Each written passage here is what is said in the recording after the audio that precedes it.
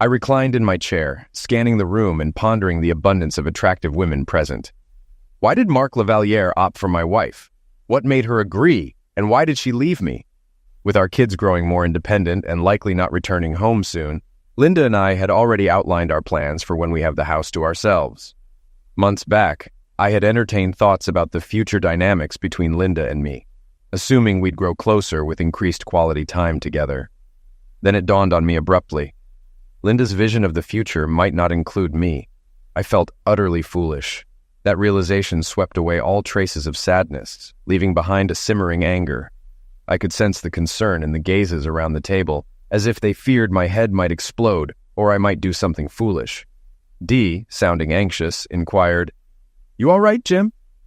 On the far end of the dance floor, seated in a booth, were 4 striking young women, visible over Dee's shoulder. Why hadn't Marc Lavaliere chosen one of them? I observed them briefly before bursting into laughter, startling everyone at the table.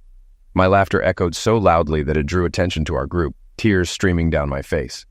Once my laughter subsided, I wiped my tears and flashed a broad smile to everyone, realizing my life had undergone a profound change. I was no longer bound by monogamy. The concern for my wife's feelings vanished as she no longer cared about mine. All eyes were fixed on me. Turning to Dee with a smile, I removed my wedding ring and handed it to her, leaving her astonished. "Pass this along to Linda when you see her. I have matters to attend to." Standing up, I tossed a $10 bill onto the table. "That's for my drink. Since you were so supportive of Linda's infidelity, you can cover it." As I walked away from the table, my former friends called out to me from the club entrance. I pondered what I would say if they attempted to follow me. But one thing was clear. Any husband who disregarded my warning and pursued me would meet a broken nose. Lost in thought, I contemplated Linda's pursuit of selfish pleasure and my own intentions for self-indulgence. Upon reaching the hotel, I inquired about available full-size suites at the front desk. The clerk regretfully informed me of their unavailability, but suggested a honeymoon suite instead, listing its numerous amenities. "I'll take it. There's no need to keep the room I'm currently in since it's late at night already. I'll cover the cost for both rooms. My wife will remain in the original room, while I'll be in the suite," I informed the young woman behind the desk. She gave me a puzzled look. "I briefly thought you were arranging something special for your wife." After she handed me the key card for the suite and provided directions, I made a request. "If my wife inquires about the key to my room, please refrain from giving it to her. Actually, could you leave specific instructions not to disclose my whereabouts if she asks?" The young woman's expression turned curious, but she smiled nonetheless. "I'll ensure the hotel staff receives your instructions," she assured me. I returned to my previous room to gather my belongings, leaving Linda's items behind in the trash bins. Taking the elevator to the top floor, I marveled at the spacious honeymoon suite, complete with a jacuzzi on the expansive balcony with a city view. I had brought an expensive tuxedo along in case we decided to indulge in late-night drinks at one of the upscale nearby restaurants. Donning my jacket, I made my way back to the club, stopping by the ATM for some cash. Upon my return, a long line had formed at the entrance. Approaching the doorman confidently, I slipped him a $100 bill with a smile. In return, he opened the door and welcomed me inside. My former friends were seated at a table as I entered. Scanning the club, I hoped to spot what I had observed earlier, a table by the dance floor occupied by 4 stunning young women. There were no men accompanying them, indicating it was likely a bachelorette party, which suited me perfectly. Walking through the club, Dee spotted me and attempted to wave and call my name as I passed their table. All eyes turned to me, but I paid them no heed, crossing the hall to approach a table occupied by 4 women. "Why are 4 lovely ladies sitting without company?" All 4 smiled at me, with the taller brunette laughing heartily and explaining, "We're here for our friend. Some idiot left her for another woman, so we're here to lift her spirits." The brunette seemed a bit tipsy. "Well, if you don't mind, I'd love to dance with your friend and help cheer her up." I turned to the petite redhead who smiled and offered her hand for me to help her out of the booth. As we danced, I inquired about her name. "Samantha. I'm Jim," I introduced myself. "How could someone be foolish enough to let go of such a beautiful woman?" She responded, "Because he's an idiot." We shared a laugh as we continued dancing and chatting. Samantha shared that she was studying nursing in college and grew up nearby.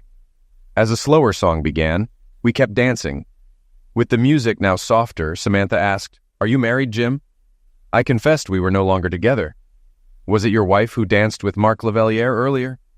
I noticed she disappeared after that dance, Samantha remarked. You weren't the only one who noticed, Jim. I flashed Samantha a sincere smile. Looks like you discovered our breakup at the same moment I did. Samantha returned the warmth with a smile, and we danced closely until the song's end.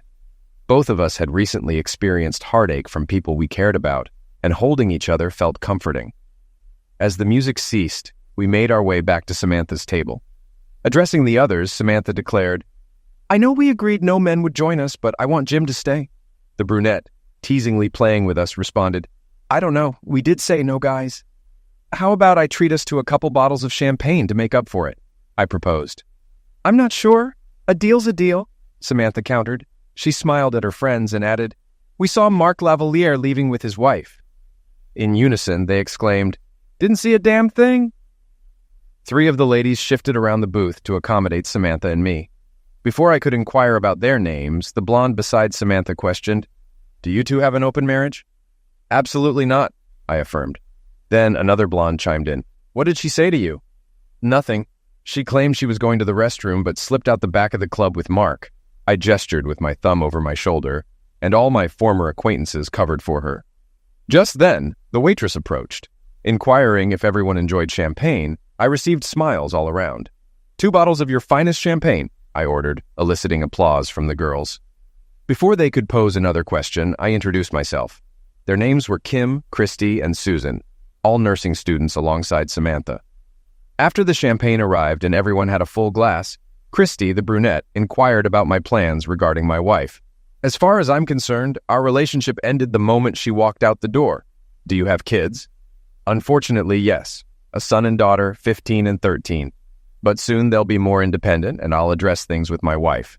Samantha linked arms with me, declaring loudly, Forget about it, you're with me tonight. We toasted with our glasses and indulged in champagne. I shared a few jokes, and the girls reciprocated. Laughter and drinks flowed as they danced with guys and each other, while Samantha remained seated with me, her arm around me. As the evening wore on, Christy became upset, abruptly rising from the table and dashing off. We all turned to see where she went. Apparently, Dee had approached to talk to me, but Christy intercepted her near my ex-friend's table. Though we couldn't hear their conversation, we witnessed Christy jabbing Dee's chest repeatedly while yelling in her face, ending the confrontation. Dee welled up with tears and resumed her seat. Then, Christy vented her frustration at the entire table. The surrounding tables chuckled at the discomfort of my former companions. Upon Christy's return, Kim and Susan exchanged high fives with her. Christy sipped her champagne, flashed me a smile, and declared, None of these fools are coming near our table for the rest of the night. Glancing back at their table, I noticed they were all getting up to depart. Both Jane and Dee appeared teary-eyed, and none of them glanced our way. What happened, Christy? I saw that woman muster the courage to approach you, I questioned. So I pushed her away and let them know exactly what I think about those who aid cheaters. You left quite an impression. They obviously hoped I'd forgive Linda to ease their consciences. For that, I owe you a kiss. Samantha seized my head, playfully protesting, Oh, you really shouldn't. Then she kissed me fervently, egged on by the other girls. After breaking the kiss, Samantha bestowed a sweet smile upon me. Kim teased, Get a room, you two. Actually, I interjected, I have a suite in a hotel nearby, and you ladies seem unfit to drive. If we hurry, we can still have champagne delivered to our room. After settling the bar tab, the 4 of us made our way to the hotel. Samantha clung to my arm while the others leaned on us for support. During the reception, I ordered 4 bottles of champagne for our room. When I mentioned to the receptionist that it was a honeymoon suite, the ladies burst into giggles. Riding the elevator, they began singing the wedding march. Samantha blushed deeply but held on to me even tighter. As we neared our room, the ladies joked about me carrying the bride over the threshold. Samantha looked at me with her captivating eyes and said, You don't have to if you don't want to. I pushed open the door, scooped Samantha into my arms, and carried her inside. Once in the room, Samantha embraced me and kissed me passionately. The ladies found it amusing, but their teasing ceased when Christy spotted the jacuzzi on the balcony. Before I could set Samantha down, they had all stripped down to their bras and underwear and were in the jacuzzi. Setting Samantha down, she continued to hold my hand and smile at me. There was a knock on the door. Champagne delivery for your room, the voice announced. We brought the champagne to the ladies, who joked and giggled. Susan insisted I was overdressed and urged me to undress. I laughed, explaining I was keeping Samantha company. They playfully urged Samantha to join them in the jacuzzi, but she simply smiled and led me back to the room. We headed to the bridal suite, while one of her friends sang the wedding march from the balcony, laughing hysterically. The next morning, I awoke with Samantha wrapped around me and 3 other undressed ladies sprawled across the king-sized bed. They must have joined us later. As Samantha and I got out of bed, she watched me. I smiled at her and she returned the gesture. "Did you enjoy yourself, Jim?" she asked. "Yes, it was the best night of my life. Any regrets?" "Absolutely none." "Join me in the shower," Samantha beckoned, slipping out of bed and pulling me towards the bathroom, eager to try something new that I had never done with Linda. Once in the shower, I lifted Samantha up and positioned her on my hardness while standing. Pressing her against the wall, she wrapped her legs around my waist. Although the standing position was challenging, it led to one of the most intense peaks I had ever experienced. Samantha had already climaxed twice, each time loudly.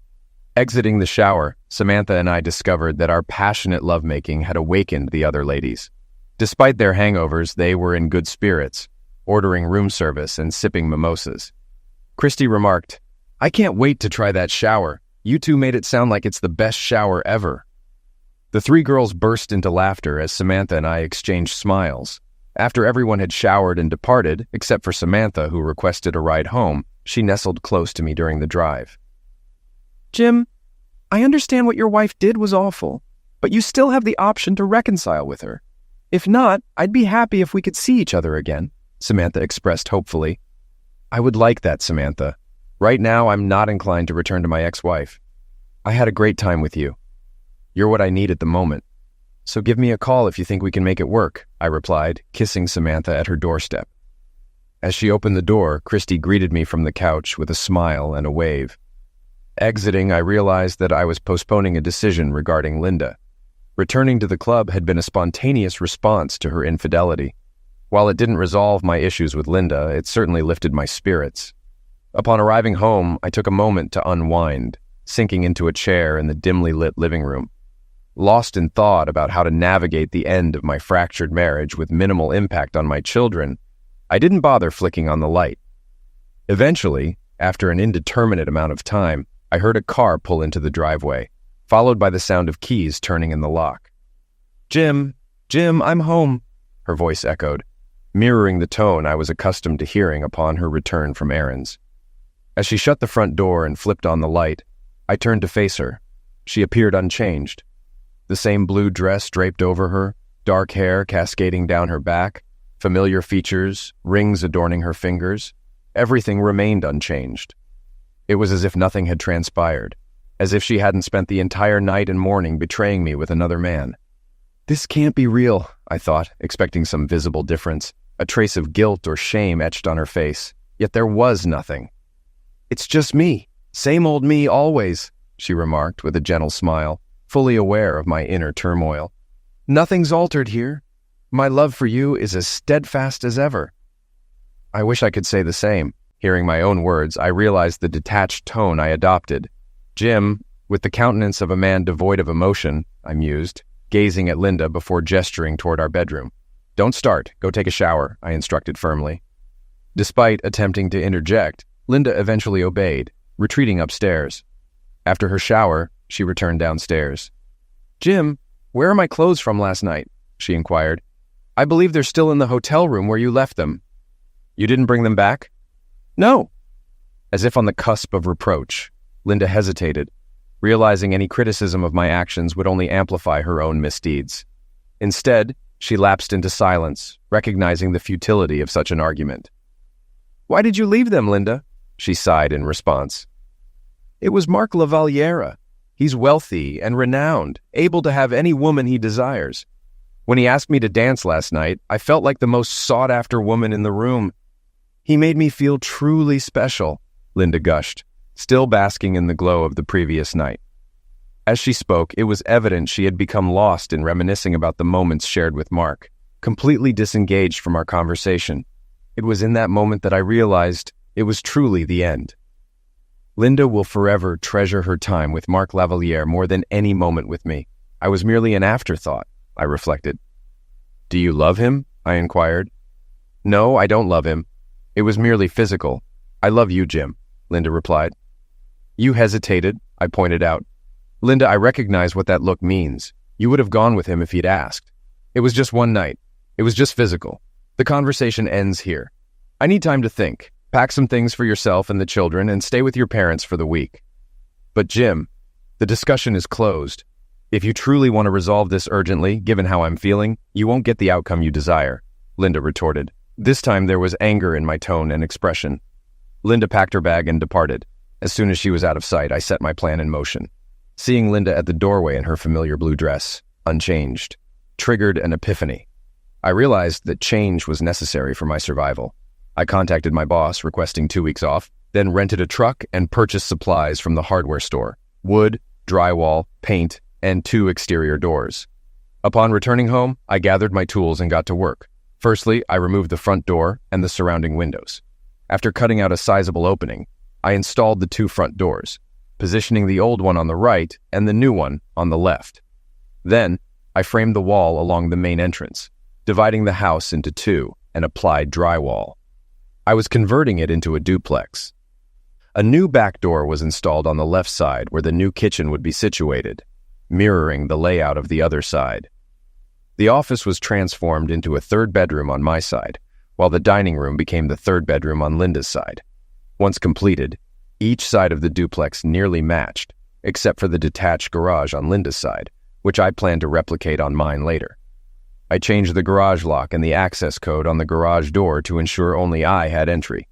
Additionally, I erected a fence in the backyard, dividing it precisely in half, thus creating a duplex. I made daily calls to my children, informing them of my ongoing house renovations. Despite Linda's persistent request to talk, I insisted I wasn't ready to listen. A few days later, I reached out to Samantha, eager to hear her voice and perhaps arrange more time together. "I thought you had forgotten about me," she remarked. "I can't get you out of my mind. Would you consider going on a trip together?" I proposed. "No, stop teasing me," she responded. "I'm serious. I was thinking of a weekend getaway, just you and me," I clarified. "Really?" Samantha's interest was piqued. "Yes, how about the Bahamas?" I suggested. "Sounds tempting." "Can you get away this weekend? Fly out on Thursday and return on Tuesday?" I asked eagerly. Yes, I'll just grab my phone and passport. We can buy everything else there," Samantha agreed. After exchanging excitement about our upcoming adventure, I bid her farewell to finalize my travel arrangements. A spontaneous trip to the Bahamas wasn't cheap, but why not take the chance? If Linda decides on a divorce, she'll receive half of our savings and my salary for child support. It amused me to think of it as Linda indirectly funding part of the trip with Samantha. I transferred our savings into a bank account solely under my name and redirected my salary to that account. While I doubted Linda would cancel the credit card, I wanted to ensure access to funds just in case. Working tirelessly for 16 hours a day, I managed to erect most of the walls, albeit with some areas left unfinished on my part. By Wednesday, I had painted and trimmed the central wall on Linda's side. I knew I'd later need to separate utilities like electricity, gas, and water, but for now, since Linda's side shared utilities, she couldn't disconnect my side. Wednesday night, I instructed Linda to bring the kids home the following morning. Thursday morning, I secured my section of the house and waited outside, sitting on a chair. As they arrived and stepped out of the car, they appeared bewildered on the front lawn. Emma broke the silence. "Dad, what's going on?" I turned our home into a duplex. "Like it?" I asked, to which they all stared at me incredulously. "Don't worry, guys. I've finished the right side and moved your belongings to your new rooms," I assured them, leading them through the new layout while Linda attended to their bags. They were speechless. Our tour concluded in the living room of the right side. "But Dad, the living room is much smaller," Tommy observed. "Don't fret, you won't even notice. Plus, I plan to add a garage on the other side and eventually a pool with a jacuzzi," I promised, eliciting smiles from the children. Linda prompted the children to unpack while she exchanged glances with me, seemingly eager to talk. Instead, I joined the kids, helping them settle in and ensuring they had everything they needed. After unpacking, I pulled out sandwiches from a local deli, and we gathered around the kitchen table for lunch. "Dad, what's all this about?" Emma queried, her focus mostly on Linda's reaction after spending the past few days with her. It was evident to Emma and Tommy that something was amiss, with their mother dodging their inquiries. Oh, we're nearing empty nest status. I've realized that things are bound to change. I'm just getting prepared, that's all, I mentioned. Gee, Dad, you could have at least talked to us first to see how we feel about it, Emma remarked. Well, actually, it was Mom's idea. She felt we needed a change. Something different, I explained, grinning at Linda, who appeared surprised. Mom, why make such a big decision without discussing it with us? Emma questioned. Yes, Mom, don't you care about our thoughts? Linda seemed puzzled. It was just a misunderstanding. Your father misinterpreted how I felt, Linda responded. I don't know, dear. You seemed quite certain then. Once I saw your unwavering commitment, I knew there was no turning back, I added, causing Linda to appear on the verge of tears before she left the room. Tommy asked, What's up with Mom lately? She's been crying over everything, I relayed. I shrugged and suggested they ask her. Before Emma could ask more, I informed them of my planned trip out of town, ensuring them I'd call every evening but be unreachable otherwise. I kissed their heads and swiftly made my way to the door. I wondered if they noticed my lack of goodbye to their mom, who was in the bedroom. I picked Samantha up and we hit the road. It was an incredible experience. First-class flights, a luxurious resort, and royal treatment. A weekend filled with sun, sand, waves, food, and drinks. Simply fantastic. Samantha was genuinely appreciative and showed her enjoyment at every turn. By the time we headed back, we were both bronzed and so familiar with each other's bodies. Dropping Samantha off on Tuesday, she kissed me passionately. Do you want to spend one more night? She asked. Yes, but we need to meet in person sometime, and you have classes tomorrow. Call me before bed. I need to hear your voice. After our final kiss, I drove home, feeling content. Samantha mentioned last night that she could see herself falling for someone like me. Pulling up to my house, I noticed Linda's car in her driveway. Opting to avoid her, I parked on the street in front of my side. While unpacking, Linda knocked on my door. You're back, she noted. Yes, I am. Can we talk? Sure, what's on your mind? Can I come in? No, this is my space, and you're not welcome here. Ever, I asserted, leaving Linda visibly taken aback before she retreated to her room. The realization hit me that living on her side of the duplex was not going to happen. We sat at her kitchen table. Jim, I love you. I want things to go back to normal, she said. It won't happen, I replied.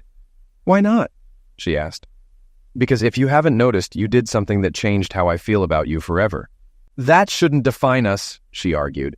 Actually, it does. Nothing will erase what happened or how I feel about it. But I still love you, I said, gathering my thoughts. Imagine we're on a date with friends. You leave me for another man and spend the entire night and morning with him. If this happened on our first date, would there have been a second? But Jim, it was Mark, she pleaded. I don't care who it was. You chose someone else over me. You chose to sneak out of the club and be with Mark Lavaliere. It was just one night. You've had your whole life to show me you love me. The moment someone more famous spoke to you, I became insignificant, I explained. Does this mean I should keep you away from all famous people? There's a marathon this weekend. Will you sleep with the winner? She countered. Jim, that's not fair, she protested. In a calm voice, I responded, So, now you want fairness? You want a chance to minimize what you did, to talk me out of my anger, to shame me for feeling betrayed. A fair chance to accuse me of not prioritizing our family over my own pain. It seems I'm the only one expected to be fair in this relationship. I reached for her hand, and she reluctantly took it. We locked eyes, and I knew I was about to deliver a painful blow. Linda needed to understand how our future relationship would unfold, and I was eager to show her. It's too late, Linda. Too late. Yes, it's too late. I found someone else, she revealed. No, I countered. Linda recoiled, pulling her hands from mine. Do you know who it is? She asked. I'm sure Dee and your friends told you about the redhead I danced with, the one who held me tightly, I confirmed. The woman who took your place on the anniversary you discarded when the words replaced and threw you away were said came to her. I gazed into Linda's eyes and detected sadness. I understood that Dee must have sent Linda pictures of Samantha and me dancing closely, resembling lovers. With simmering anger in her voice, Linda asked, Are you doing this to retaliate against me? Introducing some 24-year-old girl to me to even the score? Actually, she's 21. I spent 4 days with her in the Bahamas. Remember that dream vacation we always talked about? It was fantastic. I knew I wore a broad smile as I spoke, unable to contain my excitement. The weekend truly had been remarkable. Linda glared at me once I finished speaking. I sensed my words had stoked her anger. I knew my lingering smirk only fueled it further. Reminding myself of the children, I took a deep breath, willing my face to relax and the grin to fade. Linda's eyes burned with fury, indicating she was about to unleash a torrent of condemnation. But upon seeing my grin resurface, she realized I anticipated every word she intended to utter. Linda froze. Then she let out a slow exhale, shut her mouth, and rested her hand on the table. We sat in silence, locked in a stare. I could tell Linda wanted to lash out at me, to scold me for my actions. However, she recognized she had lost her moral high ground. The leverage she relied on in our relationship was built on love and trust, qualities she had casually discarded for a single night of passion. It dawned on Linda that her actions had exacted a heavier toll than she had anticipated. I'm certain that when Linda made the decision to be with Mark, she believed she was just cashing in some of the chips she had accumulated throughout our marriage. It finally dawned on her that she had recklessly put everything on the line. Linda sat silently for a moment, her hands clasped together on the table, staring off. It doesn't matter. I love you. Yes, you keep insisting that your love holds special significance. But why should I value your love when it's clear that my love for you means nothing to you after what you've done? So why should I care about your love? But I don't want to lose you. Well, I fail to understand how you thought you could shatter my trust completely and still expect to keep me. You took me for granted, and now you don't deserve me. Linda appeared bewildered. I'm going to my place. There's still a lot of work to be done around the house. I'll be back for dinner with you and the kids. Please don't bother me until then. I stood up and headed back to my apartment. Linda wept as I departed. Leaving Linda was incredibly painful. I longed to embrace her like before, but deep down I knew there was no returning to what we once were. The Linda I knew as my wife was gone and would never return. Anything I have with her now will serve as a painful reminder of everything we could have had. Everything she carelessly destroyed without a second thought or a hint of remorse. Before dinner, the kids and I ventured to my side of the house to explore. I showed them the new kitchen area and my plan to replace the back wall with glass overlooking the pool. They seemed concerned. As they observed the fence dividing the backyard, they grasped that this side would be mine. Then I indicated where their new rooms would be on my side of the house. Dad, why do I need 2 bedrooms here? Tommy inquired. Because this side is going to be my home, and that side will be your mother's home, I explained. Emma, are you and Mom getting divorced? Tommy asked. Dad, Mom won't say anything no matter how many times we ask, Emma added. No, we're just separated. I don't want to be a weekend dad, so I thought it would be best to split the house, and you two can choose which side you want to live on.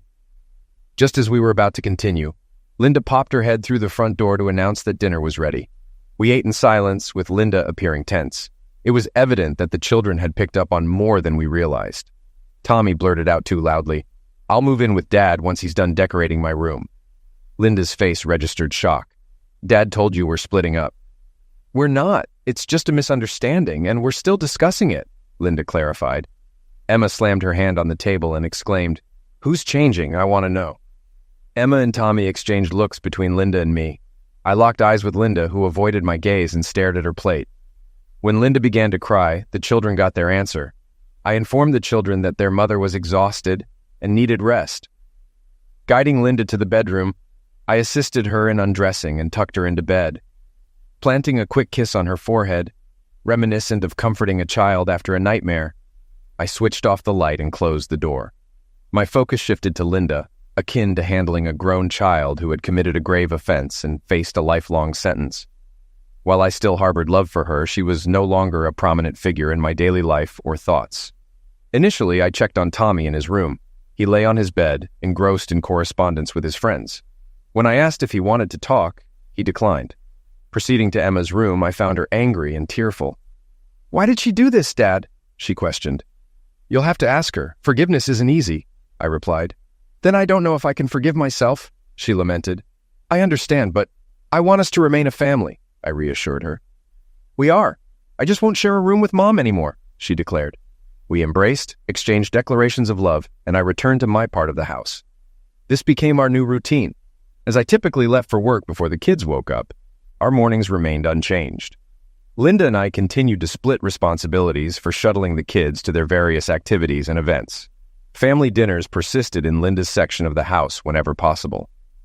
Despite Linda's attempts to discuss our situation weekly, I rebuffed her, stating my reluctance to engage. School functions became noticeably different. I consciously avoided standing or sitting near Linda during our children's events. If she approached me, I quickly excused myself to the restroom and relocated upon my return. I was rarely alone for long, as single or divorced acquaintances often gravitated toward me. They invariably inquired about our relationship status, to which I consistently replied that we were separated as of the following month. I invested in new attire, appliances, kitchen fixtures, and furnishings for my side of the house, transforming it into a stylish bachelor pad with a large TV and updated entertainment system. I spared no expense. When I acquired a high-end convertible, Linda voiced concerns about our finances. "Jim, can we afford all this? The car must have been expensive." "Linda, my car was older than yours by 8 years, and I needed an upgrade. You've always replaced your car twice as often as I did.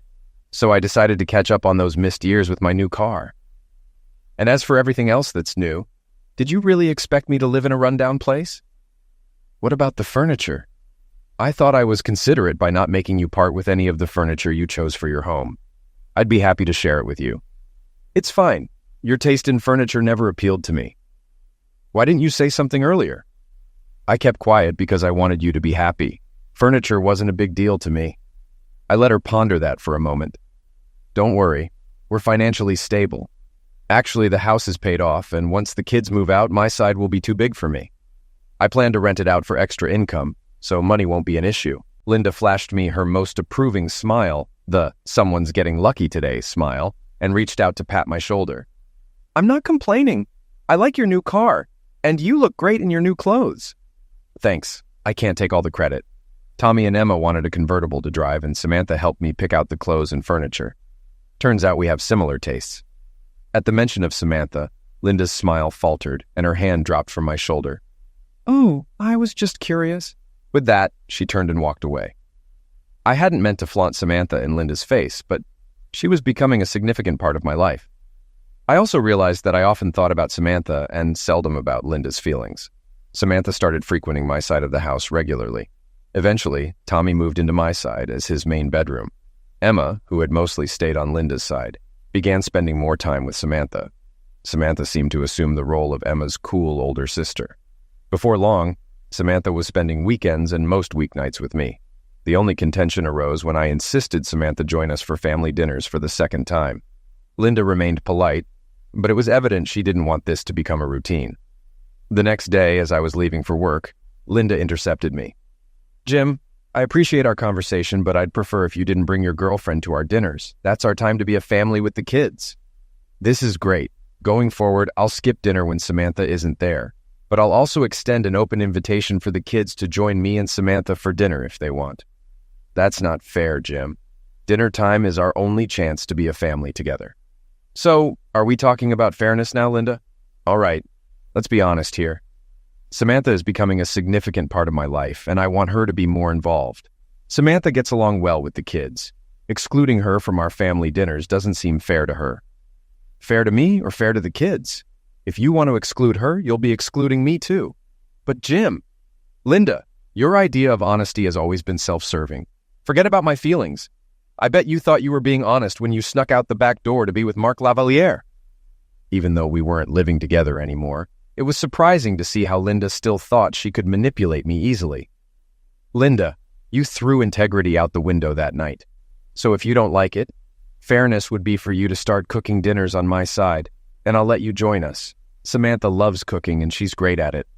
With tears in her eyes, Linda said, "I'm sorry I brought this up. Samantha is more than welcome to join us for dinner anytime she wants." After the pool and hot tub were finished, Tommy particularly enjoyed hanging out with Kim, Christy, and Susan by the new pool. They shamelessly flirted with Tommy, engaging in a friendly competition to see who could make him blush the most. Their competition escalated with tighter swimsuits, but Christy had an advantage with her ample curves. When she kissed Tommy in the pool, pressing her chest against him, she won the contest. Tommy couldn't leave the pool for a good 10 minutes despite the cold water. Tommy was undoubtedly the winner in their game, gaining confidence and eventually getting a girlfriend at school. Once the girls met Tommy's girlfriend, they stopped flirting with him and treated her like the luckiest girl. Samantha has some amazing friends. And no, I never allowed Linda to visit my side of the house. I didn't want her complicating my relationship with Samantha. Unfortunately, a few years later, Samantha graduated from high school and our relationship ended. I could see it in Samantha's expression at Susan's wedding, where we attended together. I realized I was essentially becoming her provider due to our age gap. While it didn't bother me, I sensed it bothered Samantha. Despite our wonderful rapport, spending entire weekends together and integrating with each other's families, there was an unspoken tension. When Samantha hinted at relocating, I proposed to her, but she expressed her desire to adhere to a family tradition instead. Although she didn't explicitly say it, I could sense her internal conflict. I was perfect for her in many ways, just not the right age. I felt like Samantha was taking me for granted, assuming that great men like me were abundant. I subtly tried to make her realize that her rigid standards were creating an insurmountable barrier for any man. Just like with Linda, my success seemed to backfire, as Samantha seemed to think I was interchangeable. I reminded Samantha of Linda's similar mindset, and where it led her, Samantha adamantly denied ever making the same mistake, sealing our fate. Ultimately, I understood Samantha's decision. I assured her that if she ever changed her mind, I would be there for her. Perhaps we might reconnect later in life when the age gap isn't as significant.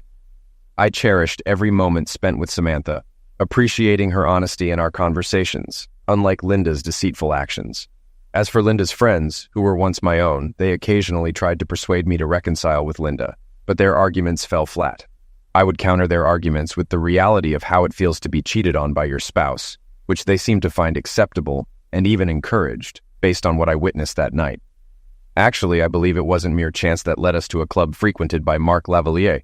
I just happened to be married to the most attractive woman. Call it karma.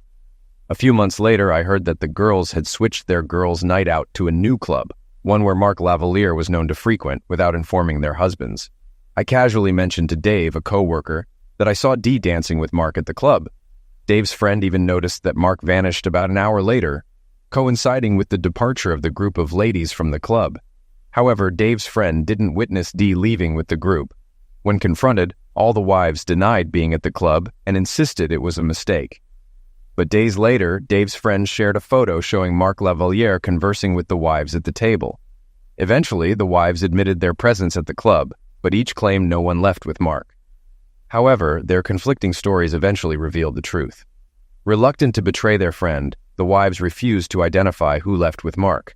By the time they disclosed it was Dee, the damage to trust had already been done, according to what I heard. During a meeting of husbands to compare their wives' accounts, Dave aptly summarized the situation. He noted how the wives covered for each other for a long time and how easily they lied. This wasn't their first girls' night out. How could they be sure it wasn't Dee's turn to have an encounter with Mark Lavalier or someone else? Each husband observed the expressions on their wives' faces when Mark Lavalier approached them. That evening at our table, everyone overheard their wives condoning Linda's behavior and expressing envy over her opportunity. After Linda attended the first bachelorette party, all the husbands became familiar with her. They were initially pleased with the newfound excitement in the bedroom, as Linda discussed her encounter with Mark. However, a few months later, one husband jokingly complained about hating sleeping on silk sheets. After comparing notes, they realized both sets of silk sheets were new and identical in color. In discussions with other husbands, it came to light that 4 couples had recently acquired new white silk sheets for their beds. Following Dee's night with Mark, the husbands grew concerned that their wives were revisiting their own encounters with him. All 4 couples ended up divorcing within a year. I learned of this when Dave, the first to divorce, apologized to me and explained the events leading to his split. Subsequently, each husband personally expressed regret to me for their involvement that night with Linda. They all essentially admitted that if they had stood up for me, it might have sent a clearer message to their own wives, potentially saving their marriages. As for Mark Lavalier, his habit of pursuing married women eventually angered the wrong person. No one knows who, but as Mark exited the club with his latest conquest, someone in a ski mask stunned him with a taser. Before Mark could recover, the assailant struck him in the groin. While Mark screamed in pain, the attacker severely injured both of his kneecaps. Despite having video footage, no one was ever apprehended. There were too many husbands with motives and opportunities. Mark lost his ability to walk. Regarding Linda, our last discussion about our relationship occurred on the day Emma moved out. By then, we were already divorced, and I had leased out my portion of the house, relocating to a seaside condo. Standing in the driveway, Linda asked if she could speak to me after Emma left for college. "Jim, I still love you. I made a terrible mistake, and I've regretted it every day since. I haven't dated or even glanced at another man since then. I know you haven't been in a serious relationship with anyone since Samantha, and I'd like you to move back in with me, just to see how things go." Linda then removed a necklace from around her neck and handed it to me. Hanging from it was my wedding ring, the same ring I had given to Dee the night Linda left me. Linda gazed at me with hope in her eyes. "You still don't grasp what went awry, Linda. That night you believed it was a test of my love for you, but in reality it was a test of your love for me. But I truly love you. No, you cherish what we once shared. You loved our seemingly flawless marriage, having the ideal husband and children. You appreciated that I didn't treat you like an object or a trophy wife, that we made decisions together. You relished our carnal moments, even if less frequent, as intense as our initial encounters. You admired that I prioritized your feelings above all else. You valued the financial stability I provided for your pursuits. But most of all, you treasured my unwavering trust in you, without hesitation. Now you claim to love me more than ever, realizing you won't find another who could make you as happy. No one will ever love you as intensely as I once did." Linda remained motionless, holding the necklace at arm's length, her grip tightening until her hand turned white. "You failed to appreciate what we had, and now it's lost. I can't be near you anymore. I'll never again give you the chance to hurt me like you did. I thought it was us against the world, but you destroyed us when you chose to be with Mark Lavalliere." Linda began to sob. "How many times must I say I regret it? It was never about Mark, Linda. You thought yourself fortunate when he took you home, but I was fortunate too. When I was at my lowest, your friends tried to convince me I was foolish, but you showed me we were truly special. Not because of you, but because of me. You left because my love was stronger, not yours. My love would never betray like you did. It was the melody to which we danced, making us unique." As I sat at this table, furious, contemplating, I saw Samantha across the room, looking sorrowful. When she caught my gaze, she smiled. That smile reminded me I still had a chance for happiness, to invest my love into a new we, a different us. You opened my eyes and set me free. With that, I climbed into my convertible and drove off with a grin. I couldn't wait to return home. Samantha left her job and moved in with me last week. Since then, she's shown me she'll always need me in her life. Trust is a beautiful thing,